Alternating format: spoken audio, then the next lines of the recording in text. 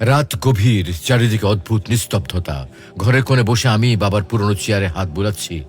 মনে হচ্ছে বাবাই যেন এখনো আমার সামনে বসে আছেন। কিন্তু বাস্তবতা বড় নির্মম। বাবা কিন্তু মারা গেছেন অনেক আগেই।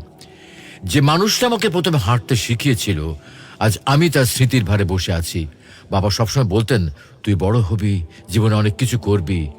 কিন্তু এখন আমি যত বড়ই হই না কেন, বাবার স্নেহ ভরা হাত আমার মাথার উপরে নেই। বাবা ছিলেন পরিবারের ছায়া। নিজের চাহিদাগুলো দমিয়ে আমাদের জন্য দিন রাত পরিশ্রম করতেন। বাবা বরাবরই পুরনো জুতো পরে অফিসে যেতেন। রাতে ক্ষুধার কথা লুকিয়ে বলতেন, আমি খেয়েছি, তুই খেয়ে নে বাবা। এমন মানুষ কিভাবে চলে যায় চিরতরে? আজ বাবার কবরের পাশে বসে মনে হলো, আমরা কত কিছু বাবাকে বলার সুযোগ হারিয়ে ফেলি। কষ্ট হলো বলতে পারি না, বাবা আমি তোমাকে বড্ড বেশি ভালোবাসি। বাবার কষ্ট বোঝার সময়টুকু আমাদের কাছে থাকে না। আর যখন বোঝার চেষ্টা করি, তখন বাবা আর থাকে না। বাবা হাতছাড়া হয় এখন বুঝি। বাবা শুধু একজন মানুষ নয়, তিনি ছিলেন আমাদের জীবনটাকে সুন্দর করে তোলার জন্য প্রেরণা।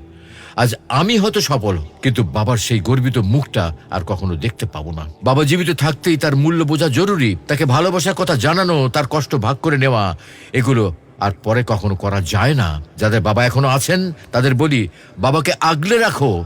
কারণ একবার তিনি চলে গেলে সেই শূন্যতা জীবন আর কখনো পূরণ হবে না।